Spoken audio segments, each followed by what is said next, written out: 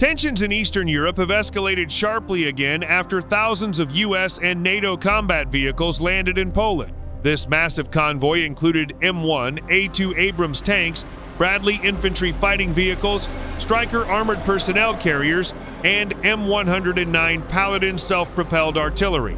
The presence of this large combat force is part of NATO's eastern flank reinforcement operation to anticipate a potential escalation of the increasingly heated Russia-Ukraine conflict. The delivery of this equipment was carried out expeditiously by sea and land.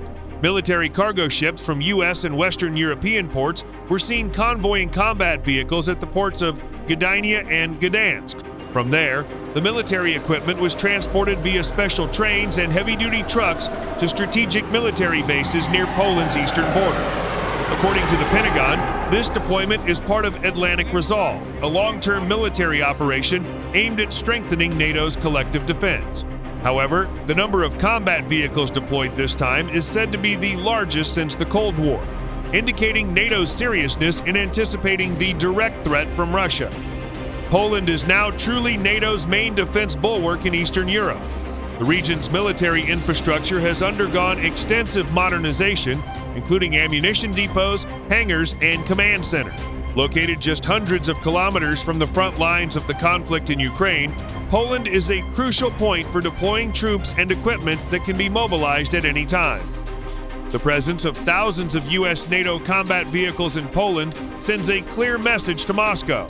NATO is demonstrating its ability to move large-scale combat forces on short notice, ready to act if Russia expands its military operation. This move is expected to trigger a response from Russia, which may increase border patrols, send additional units, or even hold large-scale military exercises in its western region.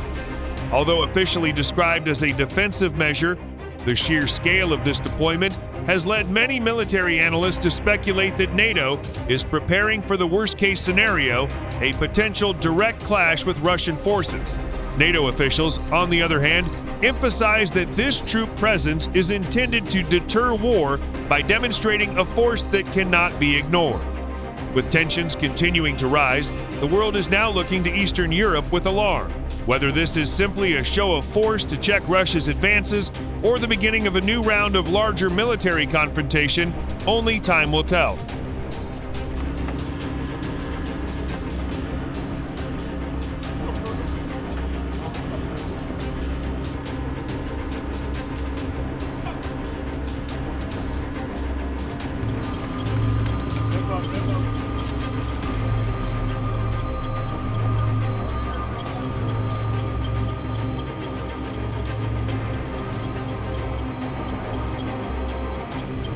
All right.